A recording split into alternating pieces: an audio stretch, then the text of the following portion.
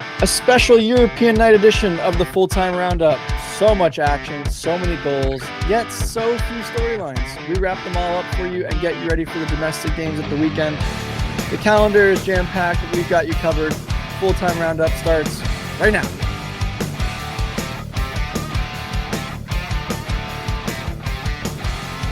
And welcome into this special edition of the full-time roundup. I'm Matt Gessel, and as always, I'm joined by my good friend Daniel Brackett.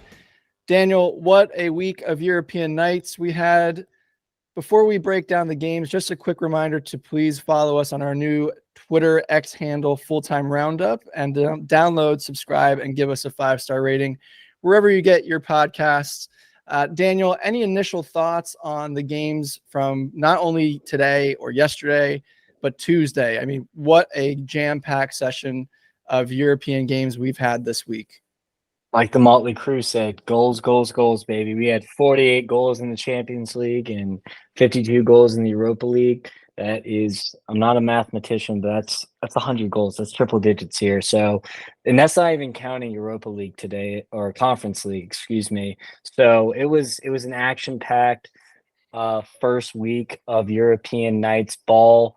I mean, it's hard to have a job when you got this amount of games to watch on a Tuesday, Wednesday, and Thursday. I don't know about you, Matt.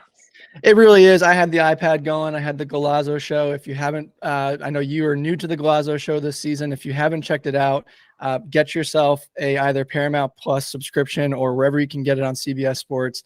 They do a great job. There are a few guys on there. To be honest, I could do without Charlie Davies for Europa League coverage. Your Champions League, the guys do a pretty good job. Of course, you get Kate Abdu and Micah Richards and Jamie Carragher during halftime, as well as Thierry Henry. How could I forget about the legend? But to your point, there are just so many games, so much action all going on at once. Golazo show is the best way to look at it. 100 goals, like you said. A quick way just to summarize what the Golazo show is, it kind of should be self-explanatory, but it is kind of like the red zone for European nights. So they go and they cut to all the good games. You mentioned 100 goals. You know, first right out of the gate, we had a game on Tuesday that was one of those games that had a huge number of goals, which was Leipzig and Young Boys.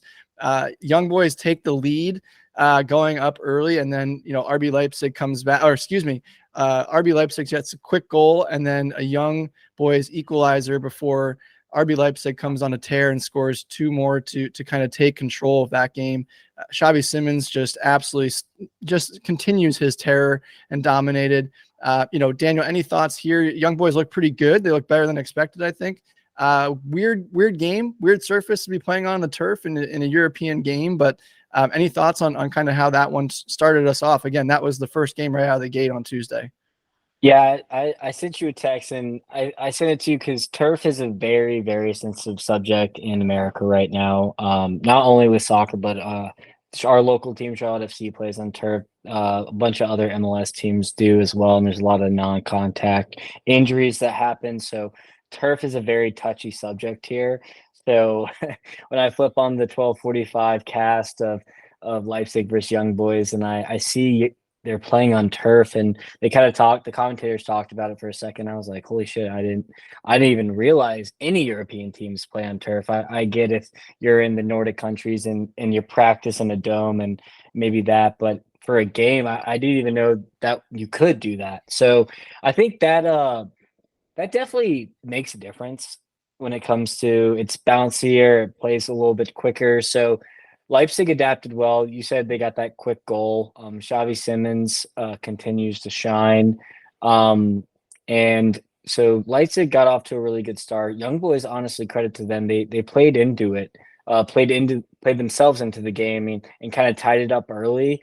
And I wouldn't say they dominated the rest of the half, but they looked really good. And once the halftime adjustments were made, Leipzig were obviously the better team in the second half. I mean, when you got a Penda and Simons up top, kind of just running at defenders, that's not what you want. And then as they tired the defenders out, you got a Benjamin Sesko who comes on and just scores an easy goal at the end. They just have a lot of depth, and they look scary.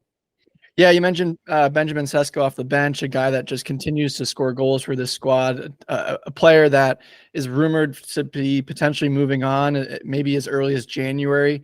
kind of getting a lot of attention for some of those European squads, and especially as he is coming off the bench, it's kind of one of those things. Will he make a move? Probably, but how soon? Again, is it January? Is it the summer? A nice problem to have if you're RB Leipzig, to bring a player like that off the bench that continues to score goals for you.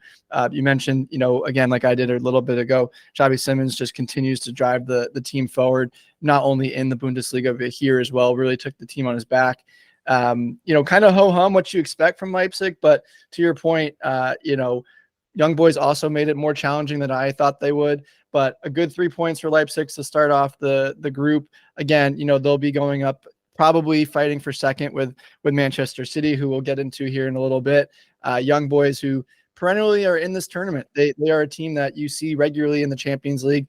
For whatever reason, they just, whether that's competition in the Swiss league or just who they have available to them, they cannot really get out of the group stage. But you never want to go up against them. You never want to go to that turf. Like you said, that turf is tricky. And I don't know if Messi would play on that turf if he were here, just to bring it back to what you were talking about. But, just kind of, like I said, a tricky situation there. And then a game that, on the flip side, again, you mentioned the early window. The other early game was that Milan-Newcastle game. Complete contrast, right? Milan dominates that game. Really should have won it, to be honest, and really had their chances. A 0-0 draw, and really kind of gets Milan and Newcastle off to a decent start. I would say probably Newcastle's more pleased with the result than Milan is, especially with all the chances that they had. But, just a real contrast in games for that window on Tuesday. Yeah, Milan showed their experience when it came to Champions League, and Newcastle did not.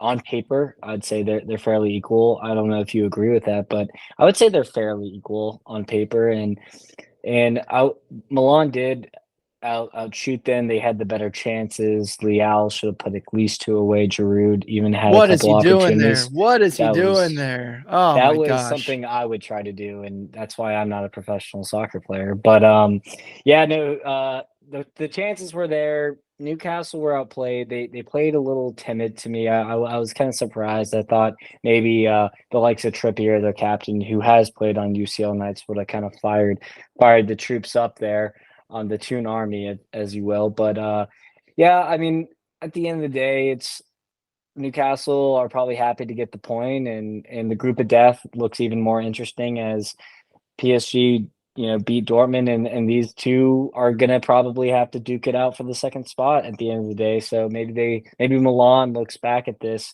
if they don't make it through, and like, this is where we messed up. Great point there. I think that's the takeaway for me is a lost opportunity for Milan. You mentioned they absolutely dominated the statistics: 25 shot attempts, 9 on goal, compared to just 1 for Newcastle.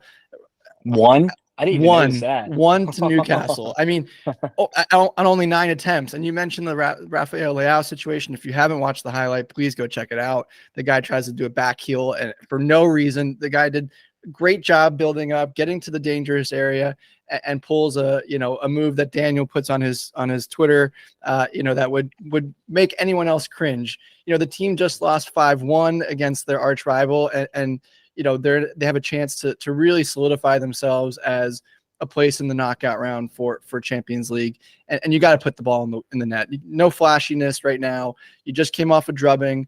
You're still 0-0 at that point. Put the ball in the net, get 3 points, move on. And like I said, a really good situation for Newcastle coming out of that, who then have to, will have Milan back at home, and an opportunity at that point to really kind of move on if they can keep things moving. So again, an odd one, but a game that you don't, part of the experience in Europe and playing against different teams. You got to finish them when you can, and these are the best of the best. And you lose an opportunity like that could come back to haunt you in the long run. You mentioned PSG and Dortmund going at it as well. PSG looked really good, absolutely dominating that game. Dortmund continuing to keep that domestic form in in the Champions League. You never know. It's kind of one of those things. Can they get, the ship righted for a game? But PSG absolutely dominated from start to finish. Kylian Mbappe with a penalty, questionable handball in that situation. I a hard one to call there. You're leaning either way, but Mbappe steps up, puts the ball in the back of the net. But again, a really lackluster performance from Dortmund. Almost 70% possession for PSG in this one. So just from start to finish, just complete domination there. And like you've always said it, and you've been talking about it for a while, Luis Enrique ball is very easy on the eye. They're starting to understand kind of how he's playing, how he wants the team to play. And so, kind of what you expect. PSG should be the team to win this group, but until you put it on paper, put on the field, paper looks good, but PSG job done. Next game on. Yeah, I don't get to watch the French league domestically as much. I have to kind of watch the extended highlights just because I don't have BN Sports. Sometimes I'm able to watch it, sometimes I'm not. But I mean, Vitinha, he was the man of the match, and he was unplayable today. And you have the likes of Zaire Emery, a young, promising talent for PSG, and then on the other side, who am I forgetting? Who was the other center mid today or yesterday? Anyways, it doesn't really matter. But Vitinha and Zaire Emery were just linking up so nicely. The all French front line debuted today with Muani, Dembele, and Mbappe. Dembele still no goals or assists in his first 5 starts. Is that concerning? Maybe he looked good going forward. It's just lacking that end product, and when you spend that much for a winger, you expect that end product. I think the goals and the assists will come, but PSG just played Dortmund off the pitch today. Sabitzer went down with an injury early, which doesn't help Dortmund's continuing injury issues, and I just think that Royce needs more minutes, and not starting a striker against PSG is probably the dumbest thing you can do. You need a number 9, especially if you're going to pump balls in the box, and neither Haller or Füllkrug started today or yesterday, excuse me. So we didn't love that decision by Terzic, but we'll see if they can kind of rebound against a Newcastle or Milan. Yeah, and the one saving grace here, right, that we just touched on, and is that the other game was a draw. So they aren't completely out of this one. If they do drop points in the next game, that's kind of nail in the coffin. But they do have an opportunity to kind of still get in this group. I mean, what do you see them giving either of those two teams a run, or is it really just down to PSG, of course, winning the group, and then a battle between Milan or Newcastle, or can Dortmund find a way to squeeze through?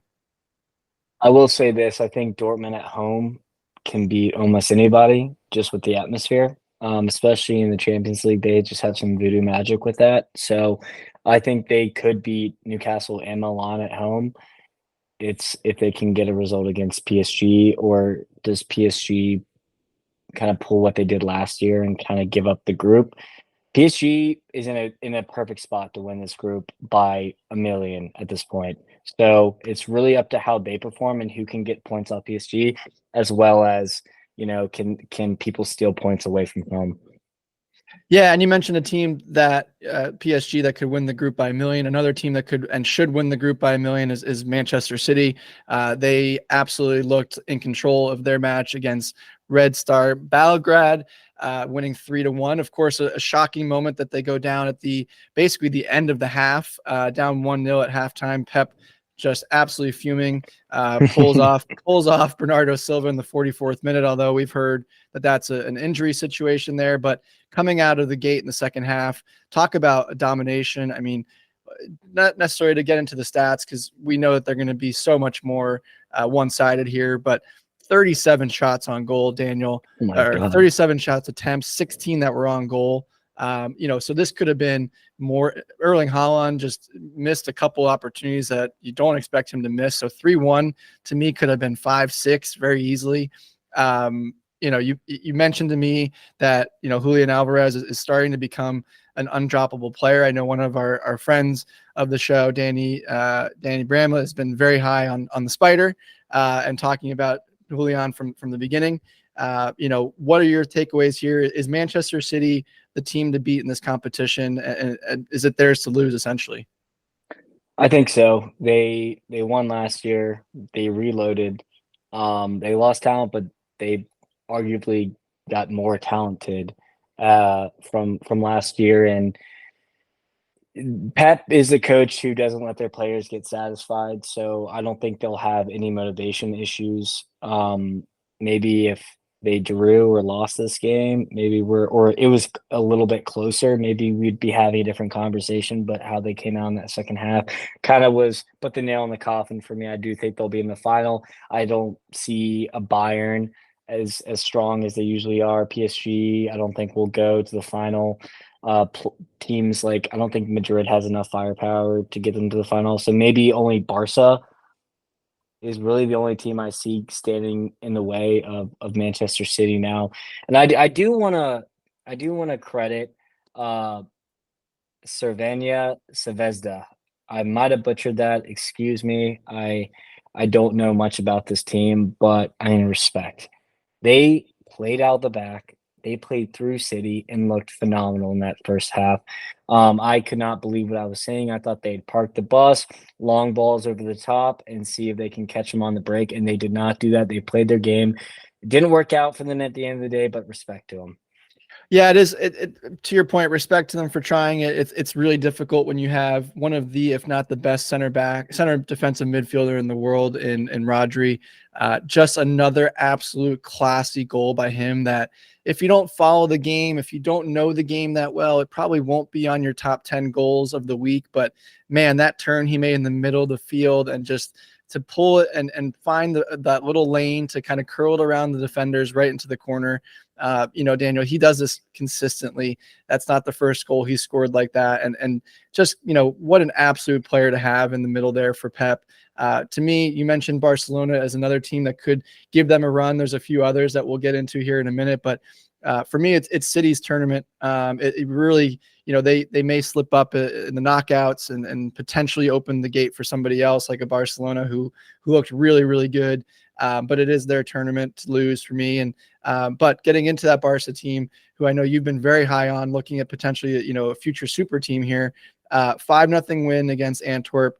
Royal Antwerp really were outclassed, outmatched. I don't think it was a matter of having no fight. I think just this Barca team is just that good. João Felix has resurrected his career. Looks like an entirely new player here at Barca. 2 goals and an assist again, showing off what he can do. And what's your takeaway from Barca? Of course, we're looking at a much weaker opponent in Royal Antwerp, but they put their foot down 5-0. That's what you expect from a team that's that much superior than somebody else. First, I wanted to shout out our Belgian listeners. We have a few. So Royal Antwerp is the best team in the Belgian league. So they didn't exactly roll over, but they're not necessarily a bad team here. I don't think they're gonna go winless throughout the group stage. I do think they're gonna get points somewhere along the way. So I did want to say that and give them the shout out there. But I mean, Barca, João Felix, João Cancelo, there was rumors about them kind of starting a B team to kind of rest for the weekend, but that wasn't the case. They started the A team, and we see what happens when everything clicks for them. Pretty scary. Don't want to really reiterate what kind of we talked about on Sunday because it was more of the same from the same key players, but we haven't really shouted out Gundogan that much, and I thought he looked fantastic today. Frankie de Jong is just killing it, and those two have really stepped up in Pedri's absence, and I'm pretty confident Barca could go the distance. Yeah, you mentioned an A team, B team situation with Barca. For me, it's one of those things. They on paper they have the luxury, but from their performances last year, and I know we talked about it briefly on Sunday, was they don't have the luxury of being able to coast here. They have to perform in these tournaments. Europe is a huge moment for Xavi this year. They busted out last season kind of disappointedly. Of course, this is twice, correct, twice. Yeah, Champions League first and then losing to Manchester United. Holy cow, we'll get to Manchester United here in a minute, but losing to Manchester United as well, that's for such a historic, prestigious club. this is the next iteration and the next stepping stone for this club to become that super squad that we both think that they have. They have the talent to do it. So to put out your number one squad, to show off what they can do, to step and make a mark, for the rest of the teams in the tournament. Hey, we're here this year. We recognize what we did last year. We want to show off, and this is how we're going to do it. And we're here to play. I feel for the rest of the group. You mentioned Antwerp will probably get some points. Porto, Shakhtar were not great. Very mid-table type of clash, I would say. Especially what's going on in their domestic leagues for this season. But it's really going to be, for my opinion, Porto is probably the second place team here, just historically. But don't count out Royal Antwerp, like you said. I mean, and do they give a Porto and Shakhtar a chance, or is it really kind of just a Porto situation here for second place? I think so. I believe this was in Poland because Shakhtar was supposed to be home. So you gotta remember that. I mean, Shakhtar doesn't even really have a home advantage, so it's more of a neutral site. That will not be the same when we talk about Antwerp. Porto have sold off some talent, so replacing Otavio is going to be a hard task to do. I mean, Galliano was phenomenal in this match. I think he had 2 goals and an assist. And Taremi still kicking. He's not too old, but he was linked at maybe a Milan or going to the Prem before kind of going down off of his prime. So I think that Porto and Antwerp honestly have a pretty even shot at getting second in this group. It's a pretty weak group here. And then I think Shakhtar, unfortunately, will kind of crash out of here. But either Porto or Antwerp will find a nice home in the Europa League, in my opinion. Yeah, and of course, difficult situation for Shakhtar. You feel for them, their fans, and not being able to be playing at home. And of course, everyone is aware of the situation there. So, we hope that they can it would be a great story if they move on. But I'm with you. I think it's come down to Porto and a real outside shot for Antwerp. Before we move on to the games from yesterday, the last 2 games on Tuesday were Atletico Madrid and Lazio, as well as Celtic and Feyenoord. Not much from my perspective from the Celtic match, and that red card really changed the game. But Celtic were very poor. Feyenoord is definitely, a team to watch out for. And then, Atletico Madrid going to a team that we've talked about that's really poor in Serie A with Lazio and getting a draw. This is 2 results in a row for Athletic, that you're kind of concerned now from my perspective as someone who picked them to win the league in La Liga. And first of all, if you didn't see the goal, a goalie goal, only the second non-penalty goal scored by a goalkeeper. And Daniel, that was not just any goal. That goal was a striker's goal from a goalkeeper. The flick on, it was giving me shades of Allison clinching us European football back 2 years ago. But it was way better than Allison's goal. I mean, with the run, and Atletico defenders were just ball watching, but the expertise to kind of get up there, to flick it on, right nestle in the back post. I mean, it doesn't get better than that. His jersey 94, scoring in the 94th minute. It was all lined in the stars in Rome.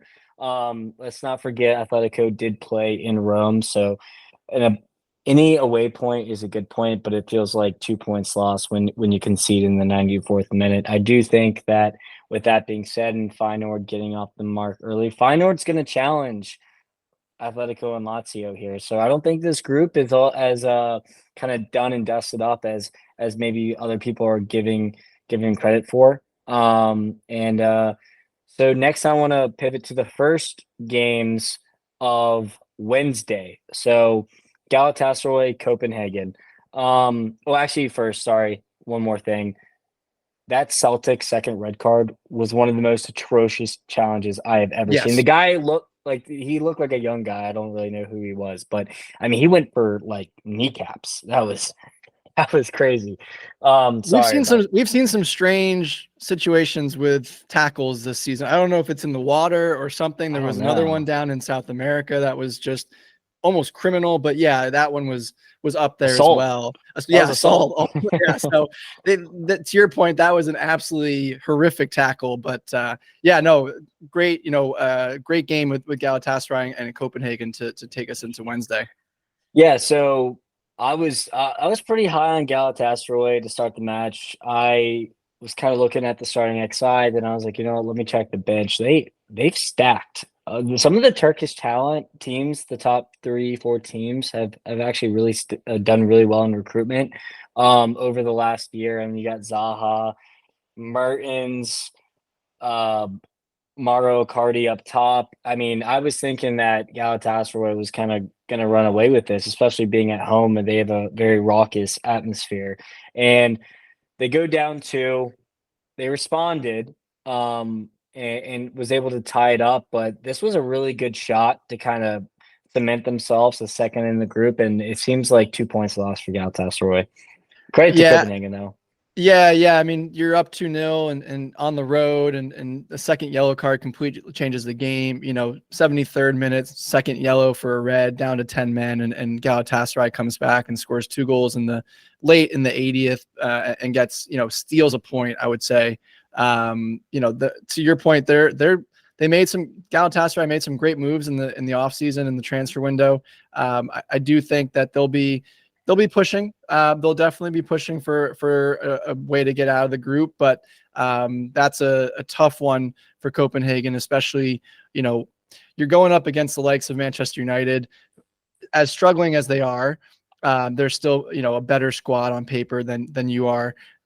You're looking, of course, at Bayern Munich, the favorite in that group. So when you have a chance to take 3 points, you got to capitalize on it. But credit and all the kudos to Galatasaray for not quitting and coming back and getting that point. And now this group becomes really interesting. Again, Bayern Munich is the team to beat in this group, but Manchester United really have to work for it here. Not a cakewalk at this point, and they've got a lot of problems that we've touched on, and there's still more to come.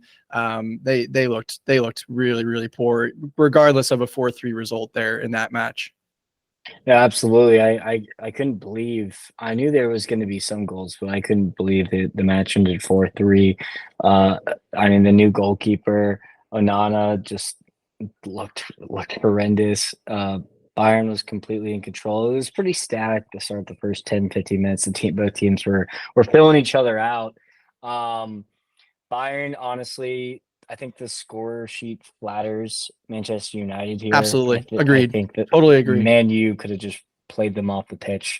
I'm sure that Tuchel was probably pissed that the score was even so close. I'm sure since he's an old Prem coach and probably still has his ego in check, getting fired from Chelsea. So the midfield looked non-existent for United. Casemiro looked like a one-man horse there, and he did score 2 goals, but he is showing his age now. He needs help, and there's no one really to help him here. They're still waiting for Amrabat. He's injured, but more problems for Man U, more headaches. It's 2 in a row that have been really bad, and honestly, I have nothing really to say other than I thoroughly enjoyed this match. Yeah, it was interesting. It was enjoyable.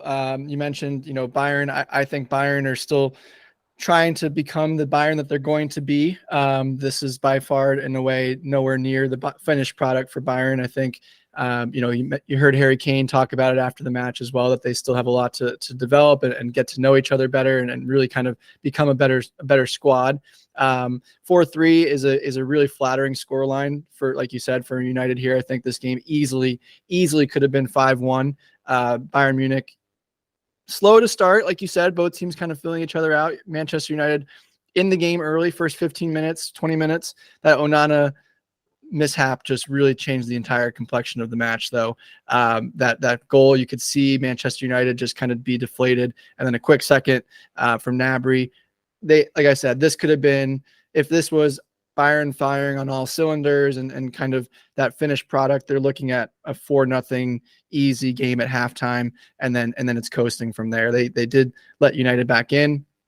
and credit to, like you said, credit to Casemiro, really kind of single-handedly put the team on his back and got them, in the game, made it closer, a late kind of stoppage time add-on as well to kind of make it look more respectable. But a match that is indicative of where Manchester United are right now. I think a buddy of mine that's a Manchester United fan said panic week. That's what it felt like. A loss to Brighton, a loss to Munich here, a really tough game against Burnley. That seems not so tough on paper, but you look at the squad and you look at how Burnley played against Forest the other day. You could be looking at 3 losses for Eric Ten Hag. And does he have the chops to right the ship? That's really the biggest question for me going forward. We're gonna see, Matt. We are gonna see. We Last will. shout out or statement of this match is play Matisse Tell ASAP. Yes. He's looked fantastic. So I just wanted to give him a shout because he is only 18 years old and he's looking like he should be fighting for a starting place. Now moving over, Madrid versus Union Berlin, 1-0. Another youngster we can talk about here. Yep, we can. I mean, we've been talking about this kid for it seems like all 5 episodes, and I mean, he right place, right time. Another tap in. And all his goals haven't even been that impressive. It's just him having that perfect positioning. It's kind of like a Thomas Muller where he just happens to be just sitting there and the ball just levitates to him. But what can you say? 6 goals in 6 games. He's playing like a striker, but he's actually a midfielder. He could play almost any position on the pitch, honestly, and be good. But Madrid had 32 attempts. They left it late again. I was kind of sitting there like, wow, if they drop points at home to Union Berlin, there's gonna be some noise here. But I guess, would you say this is more indicative of Madrid not finishing or Union Berlin's defensive performance? I think it's a little bit of it's a cop out to say both, but I think the tough thing for me right now with Madrid is other than Jude Bellingham putting on his cape and just scoring, not only this game, you mentioned 6 goals in 6 games. They've been all late goals in those games, 90th minutes and a couple of them. For me, it's more of who is going to finish the goals for Madrid going forward. I think, of course, Vinny's out, but you lost Karim Benzema, who, let's be honest, I mean, there were a couple of chances for Joselu that Benzema puts in the net. And that's just the reality of the situation. Not to discredit Joselu, he was good. He had chances. Rodrigo hit the post. There was you mentioned 32 chances. I mean, they had their opportunities, but when you lose a player of Karim Benzema's skill and talent and just pure goal scoring ability, that to me is concerning going forward. I don't think Real Madrid has any concern with getting out of the group. I think they win the group, but I think that's not where you compare and where you look at Real Madrid. You're looking at them semifinals, final. That's the standard of Real Madrid. Going forward, I think there's a concern there of who's going to put the ball in the back of the net, regardless of who is playing defensively, against them. And they're going to have their moments. It's when they had their moments, they had a guy up front, multiple guys that could put in the back of the net, and that's what they're lacking right now for me. Absolutely. And pivoting to the other game of the group, we have Braga, Napoli. Napoli had some good early chances. A VAR decision called off an early goal. Napoli scores, and then Braga ties up. Kind of surprisingly good for Braga to kind of fight back in this game. And a late own goal saves Napoli with 3 Spectacular points. own goal. Spectacular own goal. If we're talking about own goals, spectacular own goal. Cream of the crop. Cream of the crop. I mean, to ask you the question this time, is Napoli second best team, or is Union Berlin going to kind of squeeze? I think it's safe to say Braga probably going to be, the bottom team here in this group, just looking at it on paper and the way they've played. Napoli, we've talked about having a really kind of a hangover in Serie A, not been playing very well. Union Berlin, although they gave up the late winner, they look pretty good. Who's coming out of this group with Real Madrid for you after one game? That's a lot to look at for one game, but it's hard to say. Napoli with Garcia have not really convinced me yet. I mean, they have the talent on paper. Union Berlin and Braga both showed fight, so it's going to be if Napoli score or one more game, it's going to be really interesting to see who fights for that Europa League spot for Braga and Union Berlin. I do think Napoli will get out the group. I think they will crash out fairly early, and kind of set their sights on another Serie A title. But this group is a little bit more competitive than I think we all gave it credit for. Yeah, totally agree with you there. I think it'll be a fight to the finish. Don't count out that Union Berlin team. They've been good. They've been consistently getting better under their manager the last couple of years. I think that of course those two matchups, head to head, Napoli versus Berlin will be of course the deciders for second place in the group. A team that probably won't be having much competition for first place is Arsenal. Daniel, man, have they look good, back in the Champions League for the first time in 6 years. Kind of everyone was a little bit questioning how this team is going to look. Are they really ready? They look more than ready, my friend. And I hate to say that as someone that is not a huge fan of Mikel Arteta, but he has You're not a fan? I am not. I'm not a Why? fan. I just think he's a strange dude, and there's nothing wrong with that. But, the way that they come off and just his brashness and his attitude. And, I heard someone say he's living up to the hype that he's created for himself. I think that's part of it. Show me what you got first. But did they show me on Wednesday that they are the real deal? And Saka and Odegaard are carrying this team as far as they can go right now. Yeah. What was that quote of Arteta had when he was, I can't remember what player. Oh, Havertz, and he was comparing it to how he pursued his wife. I thought that's an all-time Arteta quote. Also, quick question. Do you think that Arteta blared the Champions League music when they were training three times, or like maybe 3 practices in before the Champions League, like they did with the Anfield game? It was that, or he had his light bulb, quoting that Emerson created the light bulb. It was one of those weird motivational things that he had. And credit, hey, look, credit to him. It's working. And he, the team came out, PSV, who we've talked highly about, leading the Eredivisie right now, and they absolutely blasted them 4-0. Yeah. This wasn't even close. I mean, and that's saying something for, people rate and rank all the leagues across Europe. And of course, Eredivisie is not that high, but PSV have been good, and Arsenal just took them to the woodshed. So I will say that Arsenal have been less convincing in the league because a lot of teams just sit back on them. PSV went at them because that's really just the football that they play, and that's why Arsenal just tore them apart. If PSV kind of updated their game plan and tried to be a little bit more conservative, maybe this isn't as ugly as it was. Cover your eyes, Serginho Dest. But yeah, that was bad. That was bad. I don't even want to talk about it, honestly. I'm still sick to my stomach. But Saka and Odegaard, I don't know if Odegaard's played in the Champions League yet, but I know Saka hasn't, and they look like they were ready to make a name for themselves. So I was pretty satisfied with their performances. Yeah, you mentioned lack of experience for those two, but a team that does have plenty of Europe experience and seemingly is a different team in Europe overnight. It's almost like going back to the light bulb, they flip the switch, and that's Sevilla. And boy, did this group become much more difficult now with PSV getting blasted and Sevilla drawing with Len. This is going to be a tough one for me. I thought early on it was pretty clear. Especially just given the performance of Sevilla in La Liga, I think down in 17th or something, just getting their first win last week. This looked to me as a Arsenal PSV group, but again, never doubt Sevilla, and they're in this now for second place with PSV for me.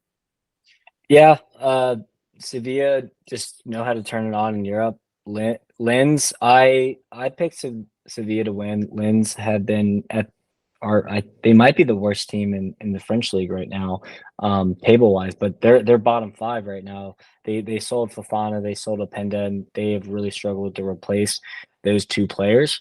The key players of that team that kind of challenged PSG last year. So I was really surprised Lindsay even put up a fight. It was a great free kick that kind of gave them that result. And so I do think PSV is still going to progress because I think Lens are that bad. But Sevilla might have something to say about that, and we're going to see. Maybe they go back to Europa League and they beat Liverpool in the final again. I don't know. I don't think that'll actually happen, but I just wanted to Never make count some. them out though in Europa. If they get third place, if they're in Europa League, you never Oh, know with this team. So we'll see. We'll see what happens. But the last group that we want to talk about, of course, is the group that has Benfica, Salzburg, Inter Milan, Real Sociedad. What a weird group this is, Daniel. I think looking at it from at the onset, this was the group that really kind of threw me for a loop. I thought Inter was going to be the team that really stood out. And for whatever reason, they had a little bit of a hangover after blasting AC Milan on Saturday in the Derby. Come out, have a real stinker of a performance for me against Real Sociedad, who are, to be fair, a good squad. But after a performance like that against your rival, come out and have a 1-1 draw. A really interesting, game there for me. Any takeaways for this one? And then, Benfica Salzburg was really it's kind of like a walkover, to be honest. I mean, Real Sociedad lost to Madrid barely at the weekend 2-1, so they're obviously not no slouch of a team. So I wasn't really sure because on paper I would say maybe Inter has a slight edge, but Tufasa Kubo's been just on lightning form, and they got Mikel Orzabal. I might have butchered that. It's hard to with the Spanish pronunciation, but Inter did look a little hungover. It seemed like they kind of gave that Milan match all they had at the weekend, and just I mean they were away at Real Sociedad. I wasn't really sure who to pick on the predictions for this match, so I think it's a fair result, honestly. Now, I do want to talk a little bit more about this Benfica Salzburg match. I like Benfica a lot, so I was really disappointed with how this result ended out. The game was kind of iced after the red card with the wonder kid Antonio Silva, and it it didn't go downhill from there because they scored that penalty. But before that, Salzburg missed the penalty even before that. So Benfica, they're gonna have to make up some room in this very hard group that they have, and they did not start out the Champions League week 1 very well. Yeah, Salzburg winning this match, I think, completely flips this group. To me, like I mentioned just a few minutes ago, this was a weird group, but it's going to be probably the most competitive group down to the final day. One of those groups that will be, you're watching the final match day to see who gets out, and those are fun. So that's a great way to close out Champions League. But it wasn't the most exciting football, but again, it makes for exciting drama, which is what we love and hope for in European nights. So there was also today games as well across the board, a huge slate of Europa League games. Daniel, I know you and I were texting. Well, someone was very, very quiet for a little while in their game, and then all of a sudden they came to life and he reemerged. So Liverpool going to Austria and giving themselves a little bit more of a test than I think you even thought you were going to have. Is that correct? That is, I didn't know how to feel about this match because I did not know who Jurgen was going to play, and he ended up playing the B team, and okay, give LSAK or Last credit. That goal was an absolute banger. We were controlling the match. We had plenty of opportunities in the first half, but I mean, you're starting. We actually, I learned a lot. Let's use this as a learning experience. I learned that Gravenberch is a very good player. I learned that Endo cannot be relied on at all. He looked horrible, and he probably is lucky he even survived coming back out for the second half. I like seeing Basetic show that versatility, playing that right back role. Ben Doak didn't have his best performance, but the kid's 17 years old and he just has no fear. So I hope he continues to get more opportunities. And I love seeing a Darwin goal and a Luis Diaz goal. So oh God, we love to get conceded on first. If we keep getting conceding goals early in matches, we're not going to win the league, and we probably will lose the Europa League. So Klopp's got to nip that in the bud. That's a problem that has persisted through last season into this season. So I'm not exactly happy with that, but I'm just glad we responded again, like Wolves, beat them 3-1, three unanswered goals. Sorry, that was Yeah, a I'm, I'm tangent. wondering. I'm wondering if I need to look and see what type of excuse Jurgen came up with for this one. But I'm sure there was something he had to say about it. But to your point, a really good learning experience for the youngsters. You bring in Mo Salah, who has an absolute silky finish there to get that Yeah, third, and just pure class, which is what he is, and that's what you expect when you play, the better players against Lask in the early stages of Europa. Another team that you expected to kind of dominate. They did play arguably their stronger side. Bayer Leverkusen, who we've both been very high on here of late. Florian Wirtz and Victor Boniface continue their form from the league in here, taking on Haken in Swedish league, winning 4-0. I know this is going to be a little bit kind of push and shove because of your affiliation and love for Liverpool, but are Bayer the class of Europa League after what we've seen, not only here today, but all season so far in the Bundesliga as well? they're one of them. I'm a sucker for Leverkusen, so I'm not gonna act like they're a bad team or anything. They they had a good result again the weekend, and they started the Europa week one in style, but they also played Hawkins. So is it that much or that much hype to draw from when you play a pretty trash team? I know Liverpool played Lask, but I would say they're a better team than Hawkins. So I would say as of now, Liverpool and Bayern Leverkusen are the favorites here. That is what I will say. Agreed. Agreed. There was a team as well that everyone's very high on, Brighton, who arguably could have been the class or one of those teams in that conversation. They go down to a very, very resilient Athens squad. A very Seriously. surprising, really surprising result to me, though. Daniel, was it just the moment for Brighton? Are they just not ready for Europe? Given everything and how far they've climbed in such a short period of time. Europa is a different beast, and when you have, I think it was only James Milner who's had experience playing Europa League, obviously, or I actually Fati too. I'll give that credit to him too. But I mean, they showed their inexperience.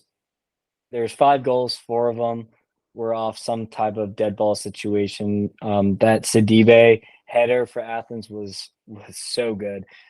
He used to play for Monaco and won a World Cup for France. But João Pedro with two penalty goals. Both teams were back and forth. So I'm not worried about Brighton yet, but they definitely need to look at this like they need to respond next game. Let's just say that.